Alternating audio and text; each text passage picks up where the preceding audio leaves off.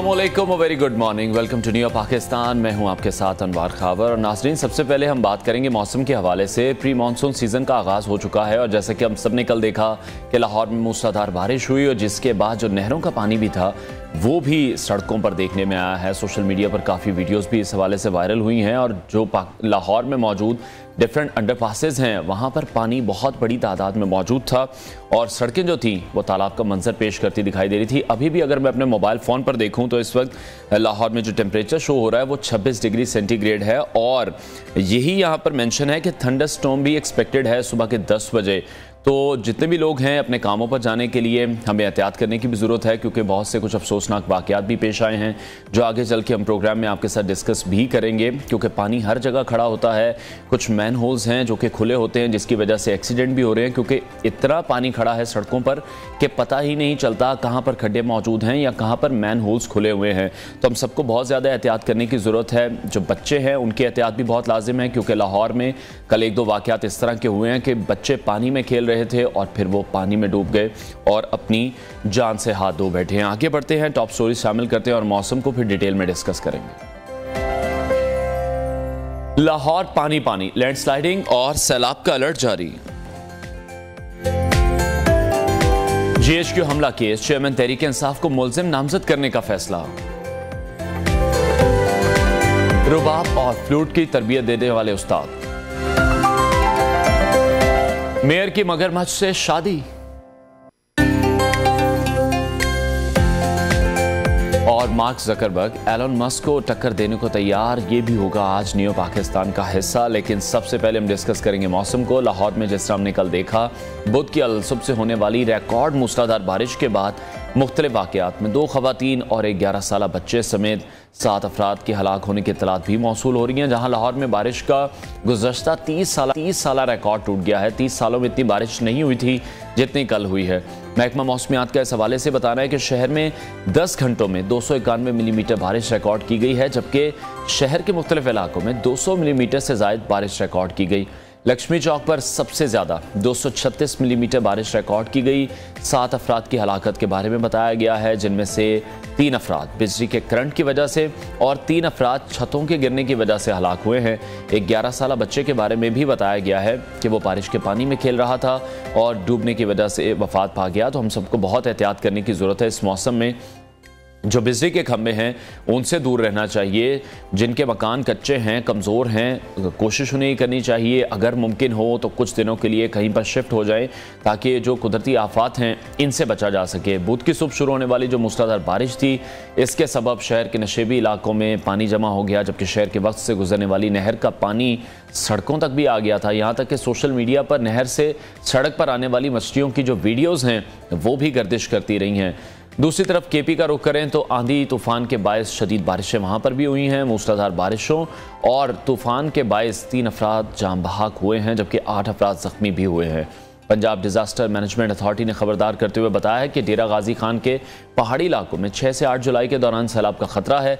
और भारत की जानिब से हमेशा से हम देखते हैं कि जब पानी छोड़ा जाता है उसके बाद सैलाबी सूरत हाल पैदा होती है। तो अभी भी यही कहा जा रहा है कि अगर भारत की जानिब से पानी छोड़ा गया तो फिर 9 जुलाई से दरिया झेलम, चनाब और रावी में भी सैलाब का खदशा है। बारिश और आंधी की सूरत हाल पर जारी अलर्ट में यह भी कहा गया है कि डीजी खान के जो पहाड़ी इलाके हैं उनसे जो मुंसलिक नाले हैं वहाँ पर भी तुग़यानी का इम्कान है।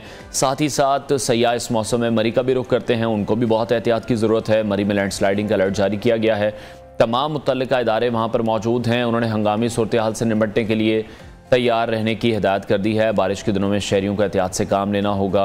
बोसीदा और कमज़ोर घरों वाले जो अफराद अगर मुमकिन हो तो कहीं और पनाह लें और बच्चों के बारे में बहुत ज़्यादा एहतियात करने की ज़रूरत है, जिस तरह के अफसोसनाक वाक़या कल भी पेश आया है। साथ ही साथ दरिया रावी में सैलाब का ख़तरा भी ज़ाहिर किया जा रहा है और इस हवाले से अलर्ट भी मौजूद है। तमाम जो इंतज़ामिया है उसको भी मुतहरिक किया गया है। इसी तमाम सूरत हाल पर हम हमारे कॉरेस्पॉन्डेंट भी मौजूद होंगे जगहों पर, उनसे भी अपडेट लेंगे। अभी हम बात करेंगे, हमें ज्वाइन किया है पंजाब से चीफ मेट्रोलॉजिस्ट हमारे साथ मौजूद होंगे, उनसे जानेंगे कि अभी चौधरी मोहम्मद साहब ने हमें ज्वाइन किया है, उनसे इस हवाले से मज़ीद बात। चौधरी साहब बहुत शुक्रिया आपके वक्त के लिए। अभी ये जो स्पेल शुरू हुआ है जिसका बारे में कहा जा रहा था कि 8 जुलाई तक जारी रहेगा, जब हम अपने फ़ोन्स पर भी चेक करते हैं डिफरेंट ऐप के थ्रू, तो अभी भी जो अगले दिन की भी 7 दिनों की प्रेडिक्शन हम ऐप में देख रहे हैं तो वहाँ पर तो बारिश शो हो रही है। महकमा मौसमियात का इस हवाले से क्या बताना है? देखिए, अभी जो फर्स्ट जो मानसून का स्पेल है जो अभी चल रहा है, तो इसकी जो अभी इनिशियली जो थी 8 जुलाई तक प्रेडिक्शन दी थी। तो अभी जैसे जो फ्लड फोरकास्टिंग डिवीजन है, जो महकमा मौसमियात का एक यूनिट है, इसमें 8 और 10 जुलाई के दौरान एक फ्लड अलर्ट भी जारी किया है। और इसमें अच्छी बारिशें और स्पेशली जो हमारे ईस्टर्न रिवर्स हैं जिनमें चिनाब, सतलज और रावी हैं, इनमें कोई हाई फ्लड आने का भी खतरा है और काफ़ी अच्छी बारिशें होंगी। ठीक है, तो आज के मौसम के बारे में क्या बताएंगे? कहाँ कहाँ बारिश हो सकती है, कितनी बारिश का इम्कान है आज भी? जी बिल्कुल, अभी जैसे फैसलाबाद, जंग, टोबा टेक सिंह और सरगोदा इन इलाकों में बारिश हो रही है। अभी लाहौर में भी एक्सपेक्टेड है बारिश कोई 1-2 घंटे के दौरान। तो इसमें भी जो मौसमियात है वो मूसलाधार बारिश की फोरकास्ट है, लेकिन जो कल का स्पेल था उतनी बारिश नहीं होगी। मूसलाधार बारिश हो सकती है लेकिन उतनी नहीं होगी। ठीक है, तो ये बारिशें कितनी खतरनाक साबित हो सकती हैं? क्योंकि जनूबी पंजाब में सैलाब के इम्कानात बताए जा रहे हैं कि वहां पर मौजूद हैं, तो कितने फीसद इम्कानात हैं सैलाब के भी?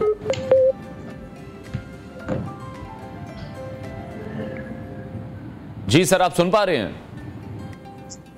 जी आ रही है बात। जी, मैंने कहा बारिशें कितनी खतरनाक साबित हो सकती हैं, क्योंकि जनूबी पंजाब में सैलाब के भी इम्कानात हैं, तो कितने फीसद इम्कानात हैं वहां पर भी? देखिए, वो जो हिल टोरेंट्स हैं डीजी खान के, जो बारिश होती है बारखा वगैरह से, वहां पे फ्लैश फ्लडिंग हो सकती है। वहां पे काफी नॉलेज।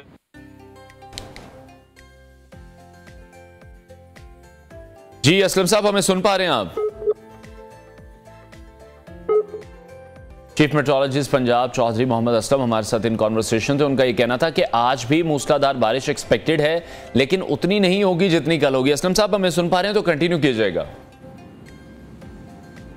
जी बिल्कुल। जी अभी जैसे मैं वो फ्लड की सिचुएशन भी आपको शेयर कर रहा था, ये कोई 8 से 10 जुलाई के दौरान जो है जो चिनाब में जो वेरी हाई फ्लड होगा, इसमें जो मराला और उसके आगे उसके नाले वगैरह जो हैं वहाँ पे भी काफ़ी फ्लड आ सकता है। तो बाकी जो रावी और सतलज है वहाँ पे डिपेंड कर रहा है कि इंडिया की तरफ से अगर रिलीजेस होती हैं तो फिर वहाँ पे भी जो है वो फ्लड की सिचुएशन पैदा हो सकती है।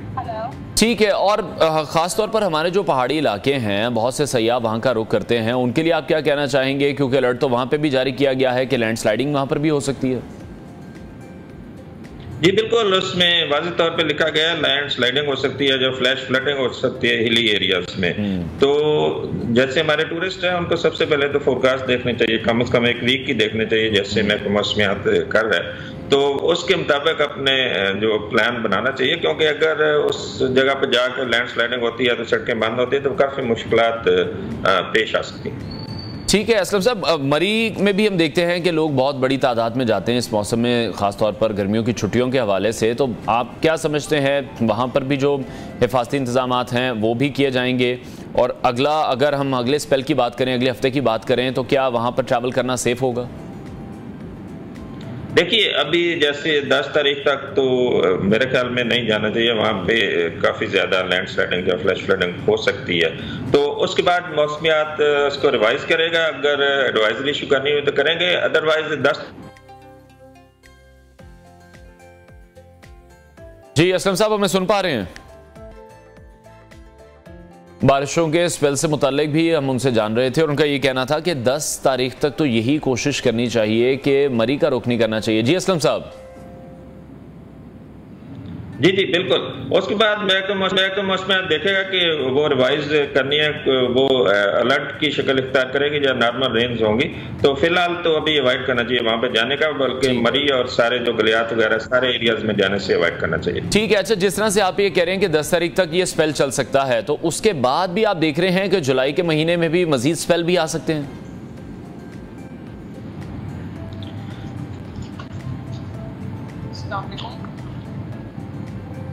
जी बिल्कुल, ये जो जुलाई का महीना जो तो मानसून का पीक मंथ होता है, जैसे जुलाई और अगस्त, तो इसमें जो महकमे मौसमियात की मंथली फोरकास्ट है उसमें बताया गया है कि इस मंथ में मामूल से ज्यादा बारिशें होंगी, तो इसमें और भी स्पेल जो है एक्सपेक्टेड है।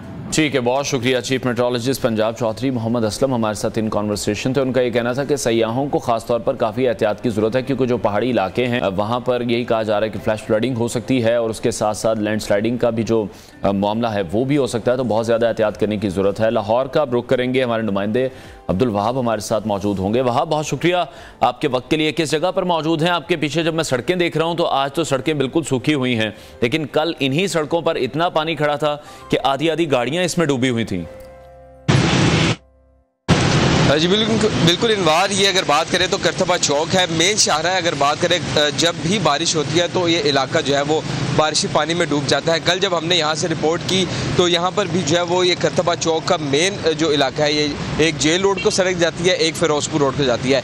ये दोनों इलाके जो है वो बारिश के पानी में डूब चुके थे, लेकिन जैसे ही बारिश थमी तो इस इलाकों को फौरी तौर पर क्लियर करवा दिया गया। इसी तरह अगर दूसरे लाहौर के निशेबी इलाकों की बात करें तो जिसमें आज भी जो इलाके जो बारिशी पानी में डूबे हैं, जिनको क्लियर नहीं किया जा सका, उसमें अगर मैं जिक्र करूँ वाल्टन का, उसके अलावा अगर फरूखगंज अंडरपास का जिक्र करूं तो ये अंदरून के कुछ ऐसे इलाके हैं फरूखगंज की साइड पे, यहाँ पर पानी अगर बारिश का खड़ा हो जाए तो जल्दी यहाँ से निकलता नहीं है। और अगर बात करें तो आला अफसर।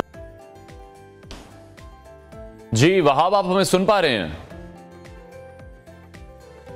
वहाब से एक बार फिर से कनेक्ट करने की कोशिश करेंगे। उनका ये बताना था कि बारिश तो बहुत मूसलाधार हुई थी, लेकिन जैसे ही बारिश ख़त्म हुई है तो उसके बाद इंतज़ामिया की जानिब से वहाँ पर पानी की निकासी का जो अमल है वो शुरू कर दिया गया था। अभी भी कुछ ऐसे इलाके मौजूद हैं जहाँ पर सड़कों की हालत बहुत खस्ता है। अगर हम वाल्टन रोड की बात करें तो सड़क वहाँ पर हमेशा से हम देखते हैं कि ख़राब रहती है, टूटी फूटी रहती है। वहाँ पर अभी पानी खड़ा है। कुछ अंडरपासेस के हवाले से इत्तलात थी, लेकिन आज 90% जो है वो क्लियर कर दिया गया सड़कों को और पानी अब नहीं मौजूद। जिस तरह से हम देख भी रहे थे, वहाँ जिस करतबा चौक पर मौजूद थे, सड़कें वहाँ पर बिल्कुल खुश्क हैं, पानी निकाल दिया गया वहाँ से। बहुत अच्छी बात है कि जो महकमों की जानिब से भी काम किया जा रहा है और पानी खड़ा नहीं हो रहा। बारिश जैसे ही रुकती है तो महकमे भी इस वक्त अलर्ट हैं और जो बारिश से होने वाले नुकसानात हैं उस हवाले से भी मैं आपको बताएंगे। सैलाब का भी इस हवाले से अलर्ट जारी किया गया है और यही इत्तलात आ रही हैं कि ताज़ा तरीन आदाद शुमार जो बता रहे हैं कि 6 जुलाई से 8 जुलाई तक बारिशें अभी भी मुतवक्के हैं। फिर भी हमें बहुत ज़्यादा एहतियात की ज़रूरत है, ख़ास तौर पर बच्चों की बहुत एहतियात करने की ज़रूरत है। कोई भी अफसोसनाक वाक़या पेश आ सकता है तो बहुत ज़्यादा एहतियात करनी है हम सबको, क्योंकि बारिशों का जो स्पेल है अभी लंबा चलने वाला है। गैर मुतवक्के बारिशें भी इन्हें कहा जा रहा है और महकमा मौसमियात के हवाले से पहले से ही प्रेडिक्शंस भी सामने आ रही हैं। सयाहों के हवाले से भी पहले से ही ये बताया जा रहा है कि मरी का भी अभी रुख नहीं करना चाहिए। वहाँ पर भी ये कहा जा रहा है कि लैंडस्लाइडिंग हो सकती है। और अगर हम शहर लाहौर की बात करें तो कल जो सड़कें थी वो तालाब का मंजर पेश कर रही थी। जिस तरह न्यू की स्क्रीन पर आप ये मनासिर भी अभी मुलाहिजा कर रहे हैं, लोग पानी में फंसे हमें दिखाई दिए हैं और कोशिश तो ये की जा रही थी कि पानी को जल्द से जल्द निकाला जाए। इस्लामाबाद से आमना जंजुआ ने हमें ज्वाइन किया, उनसे मजीद बात करेंगे। आमना, बहुत शुक्रिया। इस्लामाबाद में कल बड़ी मूसलाधार बारिश भी होती रही, आज भी यही प्रेडिक्शंस हैं। वहाँ पर भी मौसम कैसा है? वहाँ पर इंतजामात निकासी आपके कैसे हैं? जी देखें, इस्लामाबाद का इंफ्रास्ट्रक्चर जो है वो लाहौर से डिफरेंट है। कल सुबह इस्लामाबाद में मूसलाधार बारिश हुई है, गुज़िश्ता 2-3 दिनों से हो रही है, लेकिन जैसी सिचुएशन लाहौर में है इस्लामाबाद में नहीं है, क्योंकि यहाँ पे सीवरेज का निज़ाम बेहतर है लाहौर से। क्योंकि जब ये शहर बना था तो प्रॉपर से डिज़ाइन किया गया था, जिसकी वजह से मानसून की बारिशों में यहाँ पर शहरी जो है वो इन बारिशों को भी इंजॉय करते हैं। हमें कहीं भी पानी नज़र नहीं आ रहा है। इस वक्त भी इस्लामाबाद साफ़ सुथरा हमें नज़र आ रहा है। इसके बावजूद जो है, क्योंकि हाई अलर्ट जारी किया गया था कि मानसून बारिशें और कहा जा रहा था कि मूसलाधार बारिशें, गैर मामूली बारिशें होने जा रही हैं, तो इंतजामात भी किए गए थे। लेकिन जो बारिशें हैं मानसून की इस वक्त इस्लामाबाद में, जैसे हमने पिछले गुज़िश्ता साल देखा या उससे पहले देखा, उस तरह की इस्लामाबाद में अब फिलहाल बारिशें नहीं हुई। कुछ देर के लिए बारिश जो होती है तो वो पानी भी हमें चंद ही मिनटों में सड़कों वगैरह पे जो है वो निकल जाता है, नज़र नहीं आता। इसके अलावा आज भी इस्लामाबाद में महकमे मौसमियात ने बारिश की पेशगोई की है, क्योंकि सुबह हर रोज़ ही बारिश हो रही थी। आज जो है वो इस्लामाबाद का में जो है वो अब तक बारिश नहीं हुई, लेकिन गहरे बादल छाए हुए हैं। महकमे मौसमियात ने आज भी इस्लामाबाद और इसके गिरदोनवा में बारिश की पेशगोई की है। हाँ, अगर रावलपिंडी की बात की जाए तो रावलपिंडी में ये सिचुएशन हमें देखने को मिलती है, क्योंकि वहाँ पर भी तंग गलियाँ और सीवरेज का निज़ाम जो है वो उस तरह बेहतर नहीं है, तो जिसके बायस जो है वो वहाँ पर हमें पानी नज़र आता है मानसून की बारिशों से, जो शहरी जो हैं वो मुतासिर होते हैं। लेकिन इस्लामाबाद में मौसम को इंजॉय करते हैं, खूबसूरत मौसम है। लाहौर में जहाँ इंतजामात के या सीवरेज का निज़ाम बेहतर नहीं होता, पानी में डूब जाता है शहर, इस्लामाबाद में उस तरह की सिचुएशन नहीं होती। शहरी जो वो लॉन्ग ड्राइव पे निकल जाते हैं, क्योंकि गर्मी की बारिश होती है, तो बारिश जब आती है मौसम खुशगवार होता है, तो शहरी उसको खूब इंजॉय करते हैं। ठीक है, आमना हमारे साथ ही मौजूद रहेगा। फैसलाबाद का रुख करेंगे, जवेरिया नज़ीर वहाँ पर मौजूद हैं और इत्तलात यही मौसम के फैसलाबाद में इस वक्त बारिश हो रही है, तो हमारी कॉरेस्पॉन्डेंट जवेरिया नज़ीर से मज़ीद जानेंगे। जवेरिया, बताइएगा फैसलाबाद में आप कहाँ पर मौजूद हैं और क्या प्रेडिक्शंस हैं फैसलाबाद में बारिश के हवाले से?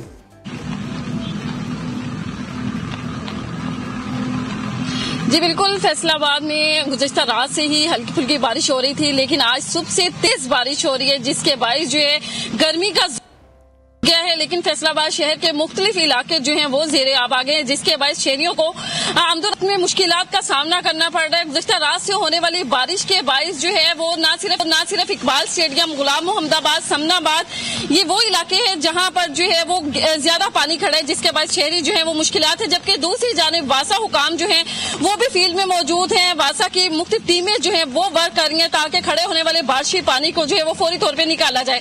बारिशी पानी खड़ा होने से शहरियों को मुश्किलात का सामना है। शहरियों का यही कहना है कि खूबसूरत मौसम है, ऐसे खूबसूरत मौसम को एंजॉय करने के लिए वो बाहर तो निकलते हैं, लेकिन यहाँ पर बारिशी पानी खड़ा होने से उनका जो मौसम का मजा है वो किरकिरा हो जाता है। जबकि महकमा मौसमियात के मुताबिक अगर बारिश के हवाले से बात की जाए तो बारिश जो है वो आइंदा 3 रोज तक इसी तरह बारिश जारी रहेगी। फैसलाबाद शहर के बासी जो है वो खूबसूरत मौसम को एंजॉय करते रहेंगे। जी ठीक है, आमना हमारे साथ ही मौजूद रहिएगा।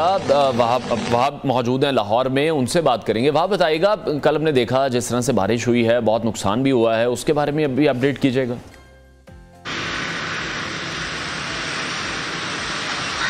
धार बारिश हुई लाहौर शहर के अंदर और तकरीबन रात 3 बजे के बाद बारिश शुरू हुई, जो सुबह तक जारी रही और उसमें लाहौर जल थल लेक हो गया और वासा की कारकर्दगी का भी उसमें बोल खुल गया था कि किस तरह हाई अलर्ट रहने के बावजूद भी पानी को जो है वो ना निकासी उसका आपका इंतजाम बेहतर कर सके। लेकिन आज दोबारा से बारिशों की पेशगोई की है। सुबह तो जो है वो अभी धूप निकल रही थी, लेकिन अब साथ ही जो है वो बादल आ चुके हैं और जब प्रेडिक्शन की जा रही है बारिश की, वो भी लाहौर शहर में एक बार फिर जो है वो मूसलाधार बारिश की पेशगोई की जा रही है। लेकिन अगर बात करूँ इंतजाम के हवाले से, तो अगर दोबारा से बारिश होती है तो ये वही इलाका है जो इस टाइम आपको क्लियर दिखाई दे रहा है, ये फिर एक बार पानी में डूब जाएगा बारिश के। और इसी तरह लाहौर के जो दीगर इलाके हैं वो भी बारिशी पानी में जो है वो कल डूब गए थे। अभी हम बात कर रहे थे, आमना जंजुआ इस्लामाबाद में मौजूद है और वो यही बता रही हैं कि जब इस्लामाबाद बना था उसको डिजाइन किया गया था एक प्रॉपर तरीके से, इसलिए जब वहां पर बारिश होती है तो उस तरह से पानी नहीं खड़ा होता जिस तरह से हम देखते हैं लाहौर के मनाजिर होते हैं, सड़कें तालाब का मंजर पेश कर रही होती हैं। अभी अगर हम बात करें, रिसेंटली कलमा चौक अंडरपास बना है, तो अगर इसको भी अभी रीडिज़ाइन किया गया है, एक दोबारा से उसको नए तरीके से बनाया गया है, तो वहाँ पर कोई निकासी आपका प्रॉपर इंतज़ाम क्यों नहीं किया गया, या अंडरग्राउंड कोई इस तरह के टैंक्स नहीं बनाए गए कि जब भी बारिश हो रही है, एक नया अंडरपास बना है, नई कंस्ट्रक्शन हुई है, नई टेक्नोलॉजी मौजूद है, फिर भी पानी वहाँ पर खड़ा होता है?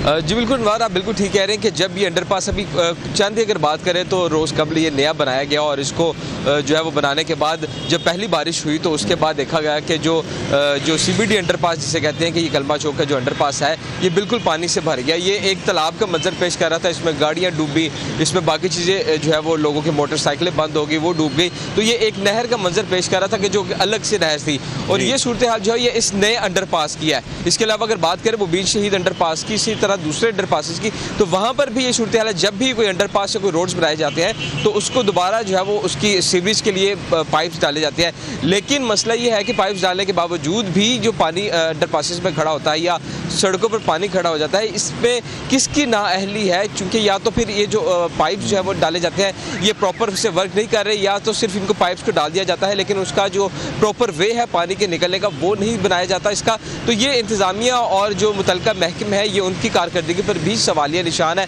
लेकिन दूसरी जानी बात करें तो लाहौर जो है वो पूरा तकरीबन अगर बात करें तो लाहौर ही डूब जाता है। आज भी कल वाली बारिश का जो है वो असरात अभी तक खत्म नहीं हुए। वाल्टन रोड की अगर मैं बात करूँ तो वाल्टन रोड पर अभी तक जो है वो पानी खड़ा है। फरूखगंज का इलाका है, उसके अलावा अंदरून शहर के कुछ इलाके, गुलशन रावी के कुछ इलाके हैं और इकबाल टाउन, ये वो इलाके हैं जहाँ पर रिहायशी लोग जो है वो रिहाइश पजीर हैं। ये रिहायशी इलाके हैं, यहाँ पर भी जो है वो पानी अभी तक नहीं निकाला जा सका। जो अफसरान है, जो इदारों के जो मुतलका जो अफसरान है वो सिर्फ मेन पॉइंट्स पर फोटोशूट करवाते दिखाई दिए। जो अंदरून के इलाके थे जहाँ पर लोग रिहाइश पजीर थे, जहाँ पर लोगों की दुकानें थी, वहां पर हमारे साथ ही मौजूद रहेगा। आमना, आप जिस तरह से भी बता रही हैं कि इस्लामाबाद में अभी तो बारिश नहीं हो रही, लेकिन क्या प्रेडिक्शन है आज इस्लामाबाद को लेकर? आज बारिश होगी? देखिए, इस्लामाबाद में आज बारिश हुई। सुबह के औकात में तकरीबन 2-3 दिन से जो है वो मूसलाधार बारिश होती रही है। तो महकमे मौसमियात ने आज इस्लामाबाद में बारिश की पेशगोई की है। इस वक्त भी जो है वो गहरे बादल छाए हुए हैं, ठंडी हवाएं भी चल रही हैं, मौसम खुशगवार है।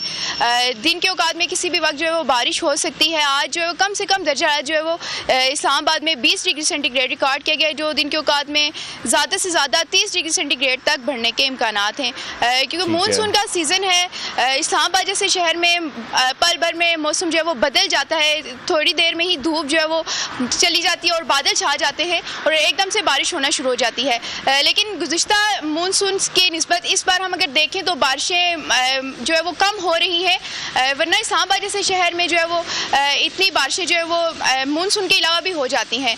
इस बार जो है वो प्री मानसून का सीज़न भी तकरीबन ऐसे ही गया। उससे पहले बारिशें होती रही हैं तकरीबन 4-5 महीने। हमने देखा है कि इस्लामाबाद में मुसलसल कोई भी ऐसा माह नहीं गुजरा जो ड्राई हुआ हो, हर महीने ही बादल बरसते रहे। फिर प्री मानसून का सीज़न जब शुरू होना था तो प्री मानसून का सीज़न डिले हो गया। मानसून जब बारिशें हो रही हैं तो इस्लामाबाद में वो भी उस तरह से नहीं हो रही जैसे हम पहले देखते थे। जी ठीक है, हमना साथ ही मौजूद रहेगा। जवेरिया नज़ीर से भी मज़ीद जानेंगे। जवेरिया, जब भी बारिश होती है, पानी खड़ा होता है तो उसमें हादसात भी पेश आते हैं और सबसे बड़ी जो उसकी वजह होती है कि मैन होल्स जो हैं वो खुले होते हैं, क्योंकि बारिश में उनका पता ही नहीं चलता।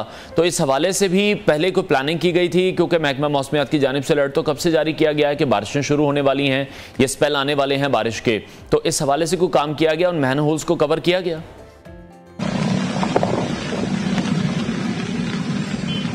जी बिल्कुल, जैसे ही मानसून आता है तो वासा हुकाम जो है वो काफी एक्टिव नजर आते हैं, लेकिन एक्टिव सिर्फ वो दावों तक होते हैं। दावे तो बहुत किए जाते हैं लेकिन अमली इकदाम हमें कुछ नजर नहीं आते। अब आज भी अगर हल्की बारिश हुई है, शहर के मुख्तलिफ इलाकों में तेज बारिश हुई है, तो देखा जाए तो शहर के मुख्तलिफ इलाकों में पानी जो है वो आ चुका है। शहरियों को मुश्किलात का सामना करना पड़ रहा है, जबकि दूसरी जानिब इस गटर मेन होल खुले होते हैं, उसके बायस भी शहरी जो है वो मुश्किलात से दो चार हो जाते हैं। क्योंकि एक तो बारिशी पानी होता है, लेकिन साथ साथ जब गटरों का पानी मिलता है तो गंदी बदबू आती है, उसके साथ साथ शहरियों को मुश्किलात होती है। शहरियों का यही कहना है कि गटरों में कुछ बच्चे जो हैं, कुछ रोज कब जो हैं वो चंद रोज कब 3 बच्चे जो हैं वो मेन गटर में जा गिरे थे, जिसके बायस एक बच्चा जो है वो जांबाक भी हुआ था। लेकिन फैसलाबाद में वासा हुकाम के दावे जो हैं वो सिर्फ हवा में साबित होते हैं, अमली इकदाम नहीं किए जाते। गुज़िश्ता रोज भी जड़ावाला रोड पे सफाई सुथराई का अमल तो जारी था, सफाई सुथराई की जा रही थी, लेकिन जो गंदगी उठाई जा रही थी वो कुछ ही दूर कब जाकर जो है कुछ ही दूर जाकर उसी गटरों में जो है वो गिरा दी जाती थी, जिसकी फुटेजेस जो है वो न्यूज़ को मौसूल हुई है। कुछ देर बाद जो है वो फुटेजेस भी मंजर आम पर आएंगे, वो फुटेजेस भी हम दिखाएंगे कि वासा हुकाम जो है वो सफाई सुथराई के बजाय जो है शहर फैसलाबाद को गंदा करने में पेश हैं। जबकि वासा हुकाम की जानिब से जो मेन होल में अफराद उतारे जाते हैं सफाई सुथराई के लिए, भी उनकी भी शिकायत अपनी अलग से है। उनका यही कहना है कि सफाई सुथराई के लिए उतारा जाता है, लेकिन जो सीवर मैन होते हैं उसको हिफाजती इकदाम जो है वो पूरे नहीं किए जाते, जिसके बाद जो है उन्हें भी मुश्किलात का सामना है। गुज़िश्ता रोज जब हल्की बारिश हुई थी तो डिप्टी कमिश्नर की जानिब से ये दावा किया गया था कि शहर के मुख्तलिफ इलाकों में जो बारिश हो रही है उस बारिश को फौरी तौर पर उसके पानी को निकासी आप करने के लिए जो है वो टीमें मुतहरिक हो जाती हैं। टीमें मुतहरिक होती हैं, उसकी फुटेजेस जो है वो PRO सेंड कर देती है। लेकिन अगर आज की बात की जाए तो आज भी शहर के मुख्तलिफ इलाकों में कभी हल्की तो कभी तेज बारिश हो रही है, लेकिन पानी जो है वो मुख्तलिफ इलाकों में खड़ा है। इकबाल स्टेडियम जो शहर का पोश इलाका माना जाता है, जहाँ पर शहरियों की बड़ी तादाद जो है वो आती है, कारोबारी मराकिज भी है वहाँ पर भी पानी जो है वो घुटनों तक खड़ा है। उसके साथ साथ समनाबाद, गुलाम मोहम्मदाबाद जनरल अस्पताल में भी पानी खड़ा है, जिसके बाद जो है वो शहरी मुश्किलात का सामना। इसके साथ साथ मैं आपको बताती चलूं कि 8 बाजार वो बाजार हैं जो शहर का मरकज माने जाते हैं। उन बाजारों में गटरों का पानी हो, बारिशी पानी हो, वो जैसी हल्की बारिश होती है तो बारिश का पानी बाहर आके खड़ा हो जाते हैं, जिसके बाद जो है वो शहरी इंतजामियों को भी कोसे दिखाई देते हैं। मजीद बेहतर करने की ज़रूरत है। बहुत शुक्रिया। फैसलाबाद से जवेरिया नज़ीर, लाहौर से अब्दुल वहाब और इस्लामाबाद से आमना जंजुआ हमारे साथ मौजूद थी, हमें अपडेट करी थी। आप तीनों का बहुत शुक्रिया। नाजरीन, सैलाब का अलर्ट भी जारी किया गया और ताज़ा तरीन आदाद और शुमार भी यही कह रहे हैं कि 6 जुलाई से 8 जुलाई तक या 10 जुलाई तक जो बारिशें हैं वो मुतवक्के हैं। सबको एहतियात करने की ज़रूरत है, सयाहों को भी एहतियात करने की ज़रूरत है। किसी भी किस्म के अभी सफ़र का प्लान नहीं करना चाहिए। ब्रेक लेते हैं, ब्रेक के बाद आपको दोबारा ज्वाइन करेंगे, साथ रहिए।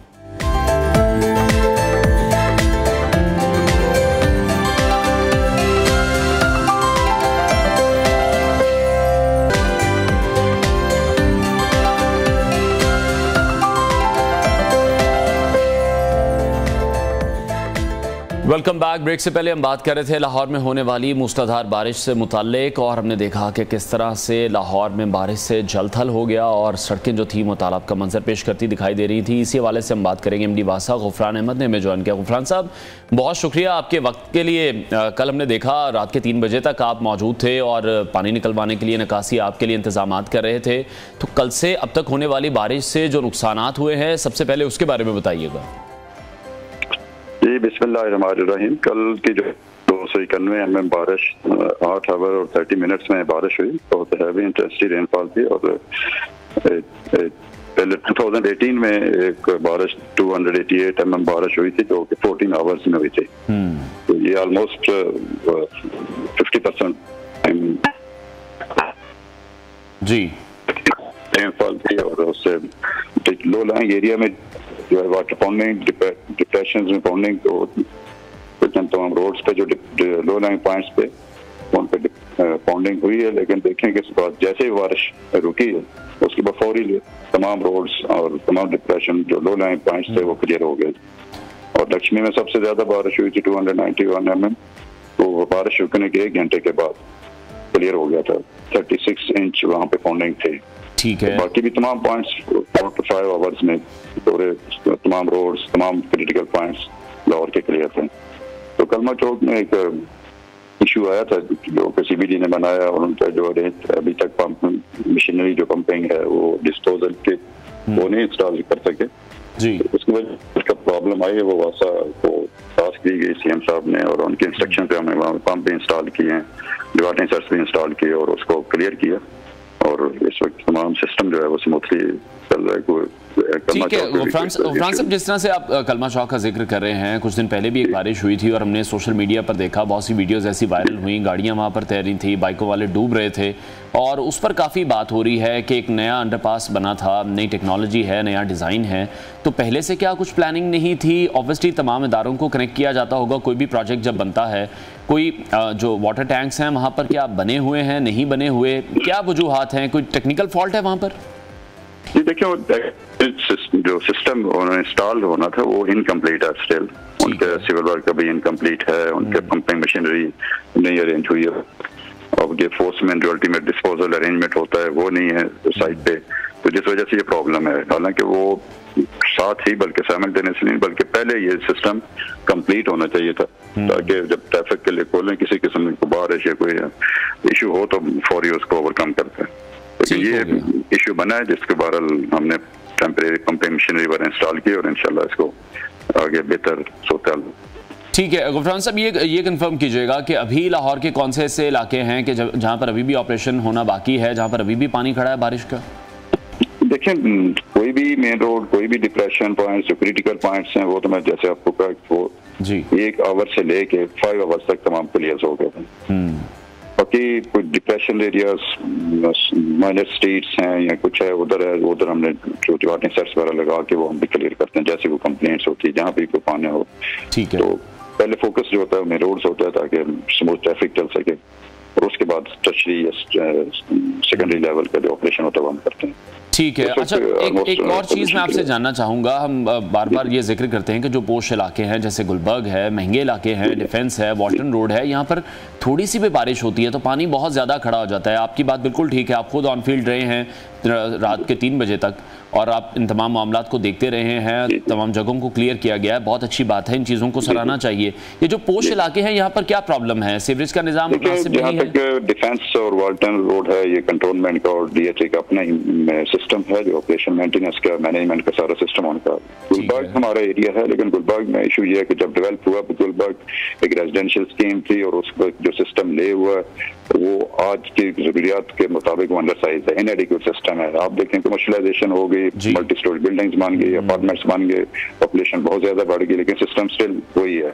ठीक है, उसके तंग इंफ्रास्ट्रक्चर और उसके सिस्टम की रिप्लेसमेंट तो ड्यू है, लेकिन कमर्शलाइजेशन पहले होगी, अभी उस पर इन्वेस्टमेंट लेकिन गवर्नमेंट कर भी रही है इन फेजेस। इस तरह की इन्वेस्टमेंट्स होती हैं, वन टाइम में आप तो वन गो में तो नहीं कर सकते, दूसरे सेक्टर्स भी होते हैं गवर्नमेंट इन्वेस्टमेंट करते हैं, गवर्नमेंट। और एक सबसे बड़ा मसला जो हम देखते हैं बारिशों में पेश आता है, क्योंकि पानी इतना खड़ा होता है तो नहीं पता चलता कि कहाँ पर सड़कों पर खड्डे मौजूद हैं, कहाँ पर मैन होल खुले हुए हैं। उस हवाले से पहले से कोई प्लानिंग की गई है, क्योंकि इस तरह से बहुत ज्यादा एक्सीडेंट्स होते हैं।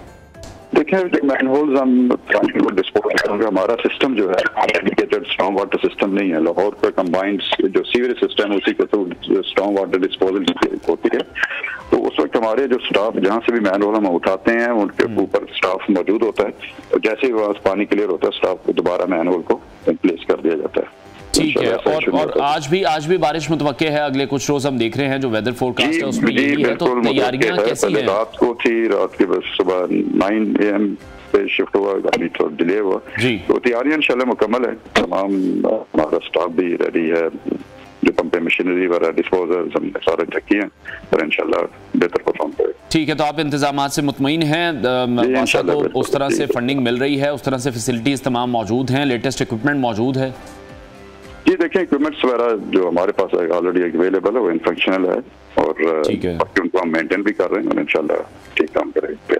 ठीक है, और बहुत शुक्रिया MD वासा गफरान अहमद हमारे साथ इन कॉन्वर्सेशन थे, और इस चीज़ को भी सराहना चाहिए कि खुद ऑन फील्ड मौजूद थे और सुबह 3 बजे तक वो ऑन फील्ड रहे हैं, और निकासी आपका जो तमाम इंतज़ाम था उसकी मॉनिटरिंग वो ख़ुद भी हमें करते दिखाई दे रहे हैं। और ये बहुत अच्छी बात है कि रोड्स को बहुत जल्द क्लियर कर दिया गया है, और साथ ही साथ जो पानी की निकासी आपका इंतज़ाम है उसको बेहतर किया जा रहा है। कलमा चौक के अंडरपास के हवाले से जो मुतज़ाद इत्तलात थी वो भी अभी उन्होंने क्लियर किया कि वहाँ पर जो अभी सिस्टम है वो इंस्टॉल नहीं हो सका, प्रॉपर वर्किंग में नहीं आ सका, इसलिए कलमा चौक पर पानी मौजूद होता है, लेकिन कुछ ही अरसे में उस सिस्टम को भी फाल कर दिया जाएगा। आगे बढ़ते हैं, आपके साथ एक वायरल वीडियो शेयर करते हैं, फिर उसको डिस्कस करेंगे।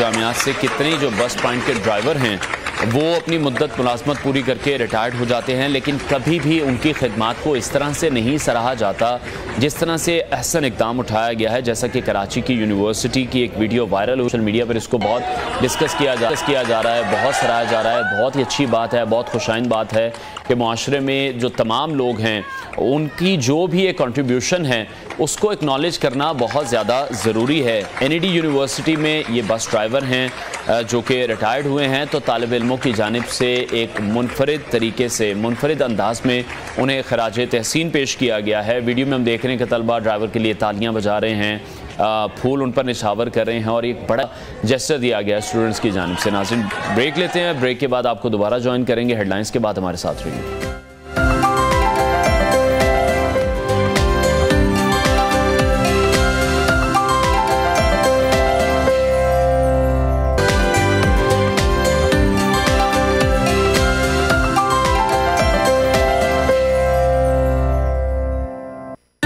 वेलकम बैक नाज़रीन। सदर आरिफ अलवी फरीज़ा हज की अदायगी के बाद इस्लामाबाद वापस पहुंच चुके हैं, लेकिन सदर आरिफ अलवी की अदम मौजूदगी में मकाम सदर सादिक संजरानी की सदारती ऑर्डिनेंस से तेज़ तरीन कानून साजी कुछ खास इशारे भी दे रही है। नैब कानून में 3 अहम तरामीम भी हो चुकी हैं, और अब देखना यह है कि आने वाले दिनों में जो सियासत के ऐवान हैं उनमें क्या होने जा रहा है। उधर चेयरमैन तहरीक इंसाफ को GHQ हमला केस समेत 9 मई के 2 मुकदमात में नामजद करने का फैसला भी कर लिया गया है, और इन मुकदमात में नई दफात के इजाफे के साथ चेयरमैन PTI को मनसूबा साज के तौर पर नामजद किया जाएगा। दफाई और हिस्सास तनसीबात पर हमलों की मुकदमात में इंसदाद दहशतगर्दी एक्ट की मजीद दफात शामिल करने का फैसला किया गया है, और इसके साथ साथ मिलिट्री कोर्ट्स में सिविलियन के ट्रायल की इब्तदाई समात में जस्टिस तारिक मसूद का नोट भी सामने आया है। जस्टिस तारिक मसूद ने अपने नोट में तहरीर किया है कि मुझसे मेरी दस्तियाबी दरियाफ्त किए बगैर मुकदमा समात के लिए मुकर्रर किया गया था। Supreme court practice and procedure act के खिलाफ दरख्वास्तों के फैसले का इनकार कर रहा था और तवक्को थी कि जल्द फैसला आएगा, क्योंकि अदालत ने अबूरी हुक्म के जरिए कानून पर अमल दरामद रोक रखा है। इस कानून के सेक्शन 3 के तहत मफाद आमा के जो मुकदमात हैं 3 रुकनी कमेटी के पास जाएंगे, जिसका मैं भी रुकन हूँ। साथ ही साथ 12 जुलाई को IMF के साथ मुआहदा होने जा रहा है और ये बात वज़ीर आज़म पाकिस्तान शहबाज शरीफ ने बताई है। इसके अलावा वो ये कह रहे हैं कि पाकिस्तान के डिफ़ॉल्ट होने का दूर दूर तक कोई खदशा नहीं है। इस हवाले से मज़ीद बात करेंगे सीनियर तज्ज़ियाकार एंकर पर्सन मतीउल्लाह जान ने हमें ज्वाइन किया। मती साहब, बहुत शुक्रिया आपके वक्त के लिए। ख़बरें तो यही थी कि ईद के बाद कुछ खास होने जा रहा है, 9 मई के वाक़यात के इल्ज़ामात भी लगे, लेकिन कार्रवाई होने में बहुत वक्त लग रहा है। आप समझते हैं इसकी कोई ख़ास वजह की? इस हवाले से कल अलीम खान की जानिब से भी जब एक इंटरव्यू सामने आया है तो उन्होंने भी ये कहा कि 9 मई के हवाले से PTI चेयरमैन से पूछताछ होनी चाहिए। जी बिल्कुल, देखें पूछताछ तो होनी चाहिए, क्योंकि खुद इमरान खान कहते हैं कि उनके हजारों कारकुन जो हैं उनको गिरफ्तार किया गया है और उनमें से बेशतर के खिलाफ फौजी ट्रायल करने का फैसला हुआ है और वो फौज की तहवील में ही तकरीबन 102 अफराद हैं। तो अगर इतनी बड़ी तादाद में कारकुनों को गिरफ्तार किया गया है तो फिर इन कारकुनों को मुबैना तौर पे बरगलाने वाले या इन कारकुनों में से कुछ लीडरों को एक मंसूबे के तहत इस्तेमाल करने वाले जो सबसे बड़ा इल्जाम है वो तो तहरीक इंसाफ की क़यादत पर ही लगेगा। और यकीनी तौर पे इमरान खान की भी ऐसी वीडियो बयानात मौजूद हैं जो उनकी गिरफ्तारी वाले दिन को भी और उससे पहले भी जो वो तकारीर करते रहे हैं, वो बराह रास्त फौज को मुखातिब होते रहे हैं, फौज के सरबराह को मुखातिब होते रहे हैं। तो इन तमाम शवाहिद की रोशनी में अब ये तो एक ऑब्वियस सी बात है कि अगर इमरान खान के खिलाफ ही कोई ऐसी कार्रवाई नहीं होगी तो फिर कारकुनों के खिलाफ तो कुछ भी करना मुश्किल हो जाएगा। तो मती साहब, समझते हैं आपके 9 मई के जो मास्टरमाइंड है उनका भरपूर ट्रायल भी होगा और कोई सख्त सजा भी हो सकती है? हेलो जी मती साहब, सुन पा रहे हैं हमें? जी जी, अब आवाज आ रही है आपकी? जी जी, मैं यही आपसे जानना चाह रहा था कि आपको लगता है कि 9 मई के जो मास्टरमाइंड है उनका भरपूर ट्रायल भी होगा और कोई सख्त सजा भी हो सकती है, बेशक इसमें देर हो रही है? जी ऑब्वियसली जब ट्रायल शुरू होता है फौजी अदालत के अंदर तो वो बड़ा मुख्तसर होता है, वो सिविलियन अदालतों की तरह तवील नहीं होता, उसमें रोजाना की बुनियाद पे ये कार्रवाई होती है। और फौजी अदालतों के अंदर जो हकूक दिए जा रहे हैं, अब जैसा कि अटॉर्नी जनरल ने सुप्रीम कोर्ट के सामने ये एक बयान भी दिया है, एक पॉलिसी स्टेटमेंट भी दी है, तो जब ये मामला आगे बढ़ेगा और सुप्रीम कोर्ट की तरफ से भी कोई रेस्ट्रेनिंग ऑर्डर अभी नहीं है तो फिर ये बहुत तेजी से बढ़ेगा। और जब ये मामला आगे तेजी से बढ़ेगा तो ऑब्वियसली इसके अंदर सख्त सजाएं हो सकती हैं। और जैसे मैंने पहले कहा कि अगर कारकुनों को सजा मिलनी है तो मेरे ख्याल में उससे पहले जब तक जो मनसूबा साज हैं मुबैना तौर पे जिन्होंने प्लानिंग की है या जिन्होंने बरगलाया है, अगर उनको कटहरे में नहीं लाया जाएगा तो फिर इन कारकुनों और इन दूसरे सिविलियन शहरियों के खिलाफ भी मुकदमा जो है वो कमजोर पड़ जाएगा। ठीक है, तो मती साहब अभी ये भी आपसे जानना चाहेंगे, नवाज शरीफ की वापसी की बातें भी हो रही हैं, मुतल्लिका कानून साजी और हालात को देखकर आपको ये लग रहा है कि नवाज शरीफ वापस आएंगे और साथ ही साथ इसके अलावा पीपल्स पार्टी के साथ वो अगले इलेक्शन में हरीफ होंगे या हलीफ होंगे? देखिए नवाज शरीफ की वापसी तो बिल्कुल तय है, अब वो उन्होंने कब आना है ये सिर्फ तय होना बाकी है। मेरे ख्याल में निगरान हुकूमत के वजूद में आने से पहले नवाज शरीफ का वापस आना जरूरी होगा, क्योंकि उन्होंने कुछ कानूनी मराइल से भी गुजरना है। उन्होंने सबसे पहले तो खुद भी जेल जाना है और फिर उसका जमानत का जो अमल है इस्लामाबाद हाई कोर्ट में जो मैटर पेंडिंग है वो उसके ऊपर फैसला होना है। मेरे ख्याल में वो भी अब एक रस्मी कार्रवाई है, क्योंकि मरियम नवाज के खिलाफ जो मुकदमे का फैसला आया था तो उसके अंदर वाज़े तौर पे लिख दिया गया था कि लंदन की जायदादों के साथ नवाज शरीफ का भी ताल्लुक साबित नहीं हो सका, तो मरियम नवाज का कैसे हुआ है। तो ये मेरे ख्याल में अब एक रस्मी कार्रवाई होगी उनकी वापसी और इस्लामाबाद हाई कोर्ट में कार्रवाई, तो इसलिए उनका निगरान हुकूमत से पहले वापस आना बहुत जरूरी है, ताकि जब निगरान हुकूमत वजूद में आ जाए तो फिर तो एक बाकायदा इलेक्शन कैंपेन शुरू हो जाएगी, इंतखाबी मुहिम शुरू हो जाएगी। और उसके लिए जरूरी है कि नवाज शरीफ जेल में नहीं बल्कि जमानत पे बाहर हों या उनके खिलाफ जो मुकदमात हैं वो खत्म हो चुके हों। तो इसलिए मैं समझता हूँ कि निगरान हुकूमत के आने से पहले ये 12 अगस्त से पहले किसी भी वक्त जब भी ये हुकूमत तहलील होती है उससे पहले नवाज शरीफ का वापस आना और कानूनी मराइल से गुजरना उनके लिए जरूरी है। ठीक है, और एक और अहम मामला भी रहा है वज़ीर आला गिलगित बल्तिस्तान से मुताल्लिक, उस पर भी मैं आपका कमेंट चाहूँगा कि ये जो नाहली हुई है ये पीटीआई के लिए कितने बड़ा नुकसान है, एक पनाहगाह उनकी ख़त्म हो गई है। देखिए, पीटीआई पूरे मुल्क में झंडे गाड़ने जा रही थी, मगर शुमाली इलाका जात में जो इनका झंडा था वो अब मुकम्मल तौर पे उखड़ चुका है और ये आखिरी किला था एक सियासी तौर पे पीटीआई का गिलगित बल्तिस्तान, और ये गिलगित बल्तिस्तान का ही ये इंतजामी यूनिट था कि जिसके हवाले से बड़े इल्जामात भी हमें माजी में देखने को मिले कि गिलगित बल्तिस्तान पुलिस किस तरीके से बनी गाला आके इमरान खान को गैर कानूनी तौर पे तहफ़्फ़ुज़ भी देती रही है और बहुत सारे दूसरे इस्लामाबाद पुलिस के इंतजामी मामलात में मुदाखलत भी करती रही है। और गिलगित बल्तिस्तान के वज़ीर आला बहुत खुल खिला के सामने आके तहरीक इंसाफ को बतौर एक सियासी जमात सपोर्ट करते रहे हैं और हुकूमती वसाइल भी इस हवाले से इस्तेमाल करते रहे हैं। तो ये जो नाहली का मामला है ये तो बहुत पुराना केस चल रहा था, ये कोई अचानक नहीं हुआ, ये कोई साल, ये 1.5-2 साल पुराना केस है जिसमें एक सहाफ़ी ने, शबीर मीर हैं गिलगित बल्तिस्तान के, उन्होंने ये खबर सबसे पहले दी थी और उसके बाद से ये कोर्ट में केस भी चलता रहा है और एक तवील प्रोसेस पूरा होने के बाद इस केस का फैसला सामने आया है। अब देखना यह है कि अगर गिलगित बल्तिस्तान के वज़ीर आला इतने ही मासूम हैं तो आसान सी बात है कि वो अपने दस्तावेजात जो हैं प्रेस कॉन्फ्रेंस करके उसमें पेश कर दें और ये साबित कर दें कि उनकी जो डिग्री है वो जाली नहीं है। ठीक है, और अब अभी हम देख रहे हैं कि पीटीआई के बहुत से ऐसे मुख्तलिफ रहनुमा हैं जो हमें यही कहते दिखाई देते हैं कि चेयरमैन तहरीक इंसाफ के लोगों की पहचान नहीं है, इससे क्या मुराद लेनी चाहिए? लोगों की पहचान से मुराद तो ऑब्वियसली यही है कि जब तहरीक इंसाफ के लोग ही अपने नहीं होंगे, मांगे तांगे के होंगे, इधर उधर से दिए गए होंगे, तो फिर तहरीक इंसाफ या उसके लीडर को लोगों की पहचान कैसे होगी? तो ये तो एक बड़ी बुनियादी सा नुक्ता है मेरे ख्याल में जो हमें समझने की जरूरत है। और लोगों की पहचान इस तरह भी है कि आप देखें जिस रफ्तार से जो बड़े बड़े लोग हैं जो पीटीआई को छोड़ रहे हैं, तो उस पर सवाल तो बनता है ना कि ये किस किस्म के लोग थे जो पीटीआई को दिए गए थे। अब कराची की मिसाल ले लें, वहाँ पे जो पीटीआई के 14 MNAs को जिताया गया था और उनको टिकट दिया गया था, तो आज वो लोग किधर हैं वो सारे? तो ये यकीनी तौर पर एक सवाल तो उठता है कि पीटीआई जो है उनको जो है टिकट देते वक्त लोगों की सही पहचान उनको नहीं थी या होनी चाहिए थी। तो ये तो ऑब्वियसली एक बड़ा जेन्युइन क्वेश्चन है जो कि इस वक्त रेस हो रहा है और अब मेरे ख्याल में टाइम गुजर गया है लोगों की पहचान का और अब जो है बहुत सा पानी जो है पुलों के नीचे से बह चुका है।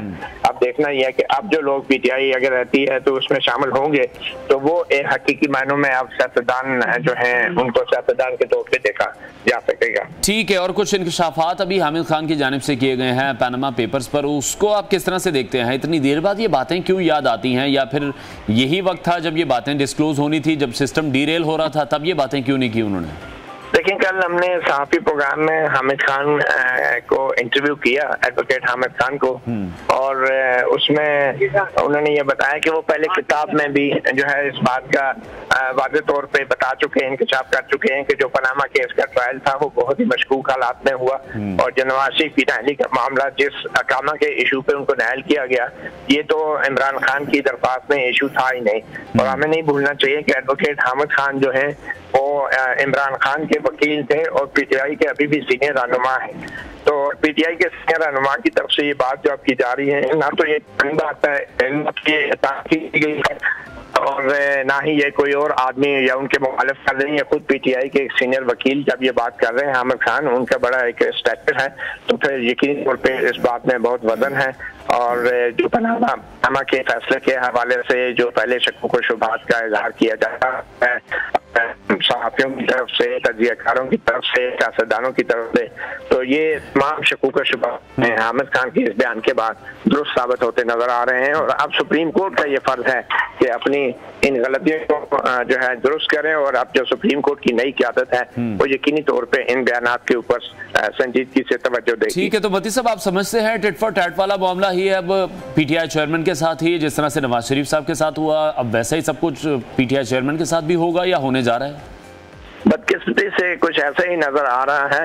मगर इसके लिए अगर टिट फॉर टैट को रोकना है तो फिर जो बड़े लोग हैं जिन्होंने ये पिछले 6-7 साल में ये खेल खेला है, प्रोजेक्ट इमरान खान शुरू किया है, अगर वो इस टिट फॉर टैट को रोकने की बात कोई करता है तो सबसे पहले तो उन बड़े लोगों की तरफ से अवामी सतह पर एक एतराफ़ जुर्म आना चाहिए, जैसे जनरल बाजवा हैं, जनरल फैज हैं। अगर वो ऐसा करते हैं तो फिर ये टिट फॉर टैट का अमल रुक सकता है।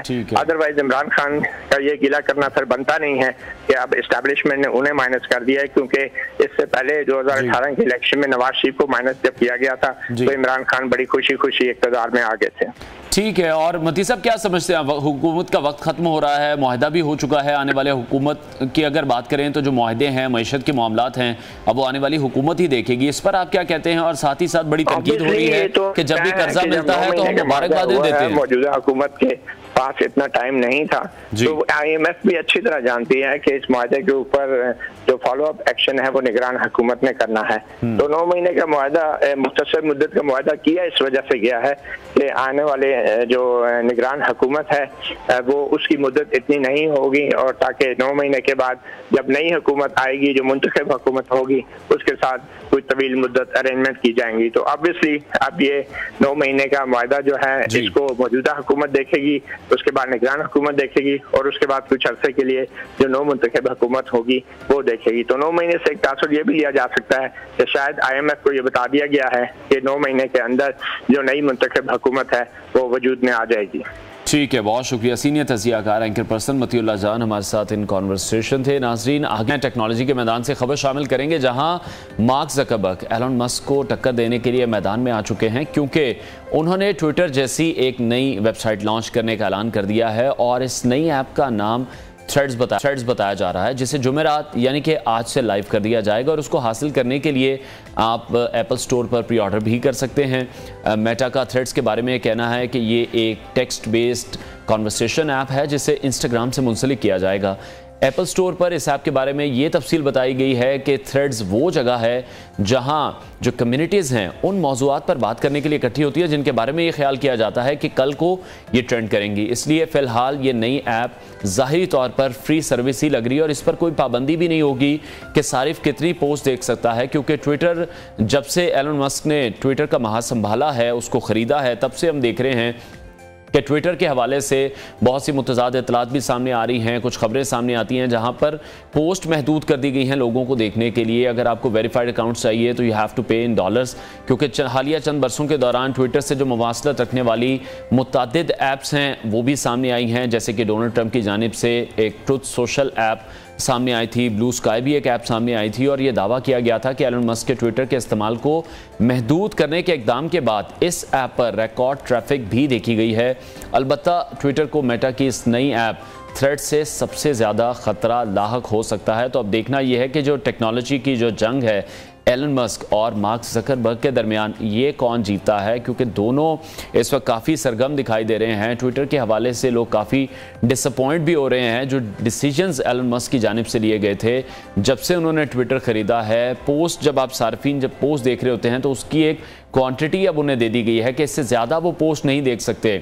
तो मार्क ज़करबर्ग मैदान में आए हैं थ्रेड्स नामी इस ऐप के साथ, और अब देखना यह है कि क्या डिफरेंट करेंगे और किस तरह से कम्पीट करेंगे। तो जो थ्रेड्स है ये शायद ट्विटर को हमें थ्रेट भी करती दिखाई दे रही है। तो शायद एलन मस्क को ट्विटर के हवाले से जो उनकी पॉलिसीज़ हैं उस पर भी अब सोच विचार करने की काफ़ी ज़रूरत है, क्योंकि मार्क ज़करबर्ग अब अपनी इस नई ऐप के साथ मैदान में आए हैं। जिस तरह से वो एक बार फेसबुक के साथ आए थे और उन्होंने जो सोशल मीडिया है उसका नक्शा ही बदल कर रख दिया था, लोगों का जो तर्ज़ ज़िंदगी है, जो मोबाइल फ़ोन को इस्तेमाल करने का तरीक़ाकार है, उसको बिल्कुल चेंज करके रख दिया था। तो ब्रेक लेते हैं नाज़रीन, ब्रेक के बाद आपको दोबारा ज्वाइन करेंगे, हमारे साथ रहिए।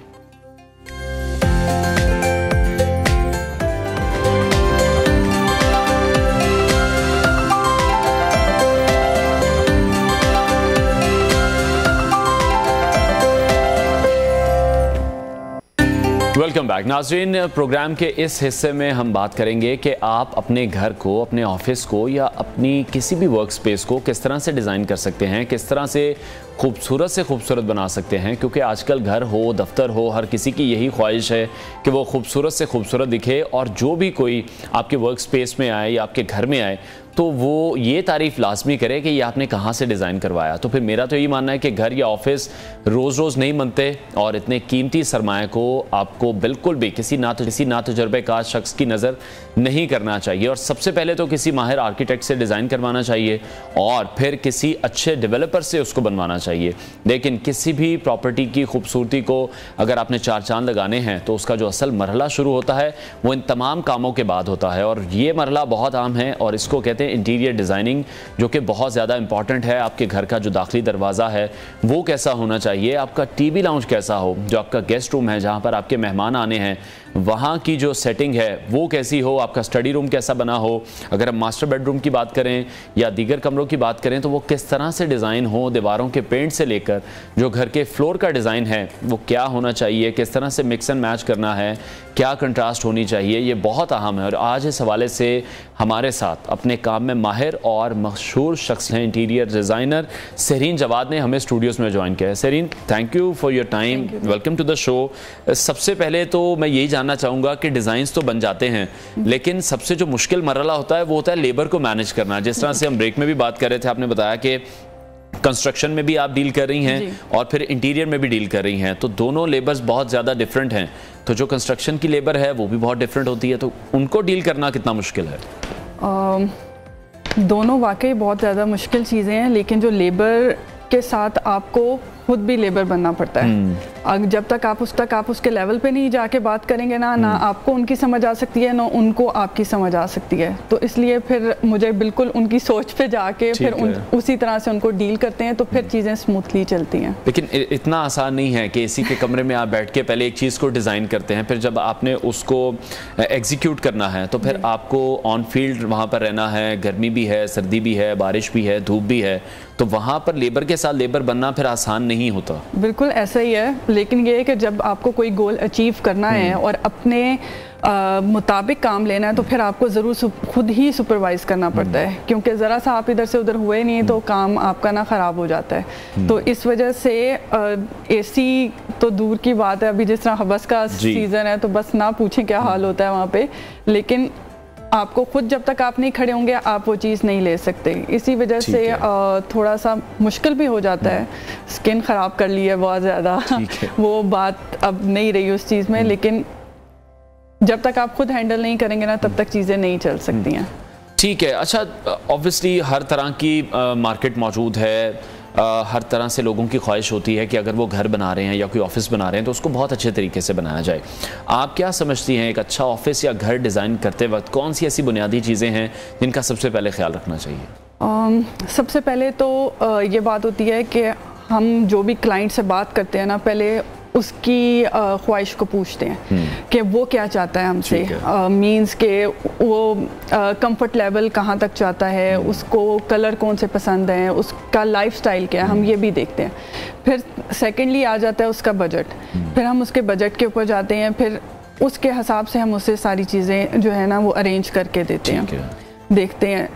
थोड़ा सा आजकल ये एनवायरनमेंट हो गया है कि लोग अब अपनी रवायती चीज़ों से हट गए हैं और वो ये चाहते हैं कि जी हमें मॉडर्नाइज चीज़ चाहिए।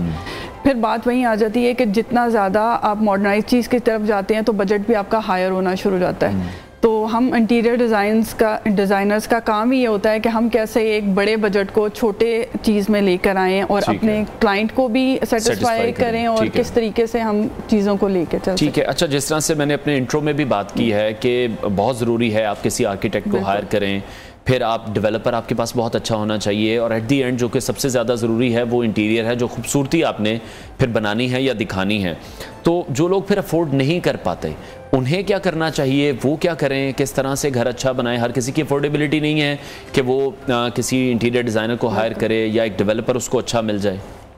उसमें एक तो आजकल हर चीज़ आपको नेट पे बहुत इजीली अवेलेबल है, तो आप बड़े आराम से कहीं से भी कॉपी पेस्ट कर लेते हैं, कोई इशू ही नहीं होता। लेकिन इसमें सबसे बड़ी बात ये होती है कि आपको एस्थेटिक सेंस चाहिए होती है। आप बड़ी दफ़ा चीज़ देख तो लेते हैं, कॉपी कर तो लेते हैं, लेकिन वो चीज़ नहीं बना सकते तो सारा जो है वो फिर मैसअप भी हो जाता है। ठीक है। तो इसलिए बेहतर ये कि आप हमारे पास आए, किसी को कंसर्न करें, क्योंकि हम इस तरह नहीं है कि बहुत हायर लेवल पे ही जाते हैं। हम उन लोगों को भी देखते हैं जिनका बजट बहुत लो होता है, वो हमें खुद आके बताते हैं कि जी हमारा बस इतना बजट है या इसमें है। हम बहुत सारा फ्री ऑफ कॉस्ट भी काम करते हैं। ये नहीं है कि हम हर चीज़ के लिए यही कहते हैं कि जी वो किया जाए। तो इस वजह से बेहतर ये है कि एक्सपर्ट ओपिनियन लें, उसके बाद उसको आहिस्ता आहिस्ता अपनी चीज़ों को खुद मैनेज करें तो ज़्यादा बेहतर है। ठीक है, यानी कि ज़रूरी है कि एक प्रॉपर वे से ही चला जाए, क्योंकि जो अगर घर बन रहा है या कोई ऑफिस बन रहा है तो आज के दौर में तो बहुत ही ज़्यादा एक्सपेंसिव है, एक आपकी अच्छी खासी अमाउंट उसमें लग रही है, तो फिर आपको चाहिए कि जो प्रोफेशनल लोग हैं उनको साथ ज़रूर इन्वॉल्व करें। बिल्कुल ऐसा ही है। ठीक हो गया। और अभी जिस तरह से हम देख रहे हैं ज़मीन के रेट बहुत ज़्यादा ऊपर जा रहे हैं, बहुत से ऐसे लोग हैं जो कि कम जगहों पर घर बना रहे हैं। 3 मरले की अगर मैं बात करूँ या 5 मरले की बात करूँ, उसको डिज़ाइन करना कितना आसान है या कितना मुश्किल है? मुश्किल तो है, क्योंकि जब आप एक छोटी सी जगह में इतनी ज़्यादा फैसिलिटी देने की कोशिश करेंगे तो जाहिर बात है मेन आपका काम आर्किटेक्ट का ही आ जाता है फिर, ताकि क्योंकि इंजीनियरिंग बहुत ज़्यादा इन्वॉल्व होती है। अगर आप किसी प्रोफेशनल आर्किटेक्ट या इससे मशवरा किए बगैर बनाएंगे, क्योंकि आए दिन आप देखते हैं कि जी छत गिर गई, दीवार गिर गई या सेम आ गई, तो फिर इस तरह की प्रॉब्लम्स आप लेके चलते रहेंगे। तो बेहतर ये है कि प्रोफेशनल को हायर करें जो छोटी जगह पे आपको ये बता सके कि आया क्या किचन और वॉशरूम की दीवार आपको सेम रखनी है कि नहीं रखनी है। आया आपको जो अब बहुत सारे लोग हमारे पास आते हैं और कहते हैं जी हमें स्विमिंग पूल चाहिए, अब जगह नहीं है आपके पास, आप उस स्विमिंग पूल को कहाँ देंगे? आप अगर 5 मरले का भी घर है छोटा सा, तो क्या आप उसको बेसमेंट में देंगे या आप उसको छत पे देंगे या उसके लिए प्रॉपर आपको ट्रीटमेंट चाहिए, प्रॉपर आपको स्ट्रक्चर चाहिए, वरना वो चीज़ नहीं खड़ी रह पाएगी। अच्छा, सबसे ज़्यादा जो हम मसला देखते हैं, अपने भी घरों में देखते हैं, बाकी लोगों के घरों में, ऑफिसेज में, तो सेम का मसला एक बहुत ज़्यादा है जो ज़्यादा हाईलाइट होता है और सबसे पहले स्टार्ट होना शुरू हो जाता है। तो उसके लिए क्या एक प्रोसीजर है, क्या करना चाहिए उसके लिए? सबसे पहले तो ये है कि हम लोग जिस टाइम पे मटेरियल की तरफ जाते हैं ना, सबसे पहली बात ये होती है कि बजट आ जाता है। जब आप क्लाइंट से बात करते हैं तो उसको जब अच्छी चीज़ बताते हैं तो वो कहते हैं नहीं नहीं हमने इतने पे नहीं जाना, ये नहीं हो सकता। जब आप वहाँ कॉम्प्रोमाइज़ कर लेंगे ना, फिर उसके बाद क्या होता है कि वहीं से प्रॉब्लम स्टार्ट हो जाती है। आप प्रॉपर अपने पाइप सील्ड नहीं करवाएंगे, प्रॉपर मटेरियल उस टाइम पे यूज़ नहीं करेंगे, तो इवेंचुअली जिस टाइम पे आपका घर बन जाता है या अमूमन ये प्रॉब्लम आती है सर्दियों में, जिस टाइम पे आपका हीटिंग प्रोसेस स्टार्ट होता है, पानी पाइप्स में गर्म होता है, वो लीकेज स्टार्ट हो जाती है और फिर होता ही है कि एक तरफ से लीकेज होती है और पता ये चलता है कि कोई दूसरी तीसरी दीवार में से हो रही है। तो सबसे मेन प्रॉब्लम ये है कि प्लीज़ अपने बजट को जो मटेरियल यूज़ करना है ना, उसके लिए अच्छा रखें, कॉम्प्रोमाइज़ नहीं किया, उस पर कॉम्प्रोमाइज़ बिल्कुल मत करें, क्योंकि ये एक ऐसी चीज़ है फिर आपकी दीवारें भी जाएंगी, आपका पेंट भी जाएगा, आपका फर्नीचर भी जाएगा, आपकी हर चीज़ इससे ख़राब हो जाती है। तो बस और दूसरा, हम सोशल मीडिया पर बड़ी मीम्स भी देखते हैं, बड़े डिज़ाइंस भी इस तरह के देखते हैं कि जैसे 3 मरले की कुछ स्पेस है तो वहाँ पर प्रॉपर कार पार्किंग की फैसिलिटी भी होती है। तो पॉसिबल है ये कि 3 मरले में आप एक गाड़ी भी खड़ी कर लें, एक घर भी बना लें? होता है, आजकल तो बहुत कुछ हो रहा है। आज सुबह मैं एक पोस्ट देख रही थी जिसमें सिर्फ एक पिलर्स के ऊपर उन्होंने एक काफ़ी बड़ा घर खड़ा किया हुआ था और नीचे 2 गाड़ियाँ भी पार्क कर दी थी और काफ़ी आर्किटेक्ट को सब सलाम कर रहे थे कि ये उसका किया हुआ है।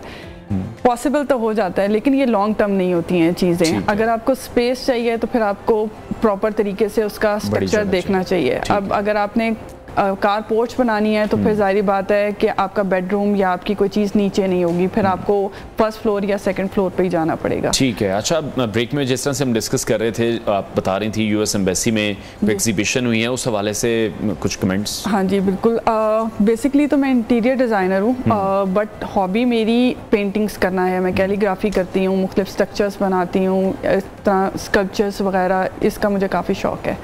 तो साथ साथ मैं उस लाइन को भी लेके चल रही थी। तो फिर मेरा काम बाहर कुछ लोगों ने देखा तो उन्होंने फिर मुझे इनवाइट किया वहाँ पे। मुस्लिम्स ऑफ अमेरिका एक ग्रुप है पाकिस्तान का, काफ़ी बड़ा वहाँ पे अमेरिका में, उन्होंने मुझे इनवाइट किया। अभी रिसेंटली वहाँ पे एग्जीबिशन हुई है, उन्होंने काफ़ी अप्रिशिएट किया है काम को। उसके अलावा पाकिस्तानी एम्बेसी ने बुलाया, वहाँ पर हमारी एग्जीबिशन हुई है काफ़ी, तो काफ़ी अच्छा रिस्पांस हुआ है। ठीक है, बहुत शुक्रिया सेरीन जवाद, इंटीरियर डिज़ाइनर, हमारे साथ इन कॉन्वर्सेशन थी हमारी बेस्ट उनके फ्यूचर एंडेवर्स के लिए। नाज़रीन ब्रेक लेते हैं, ब्रेक के बाद आपको दोबारा ज्वाइन करेंगे, साथ रहिए।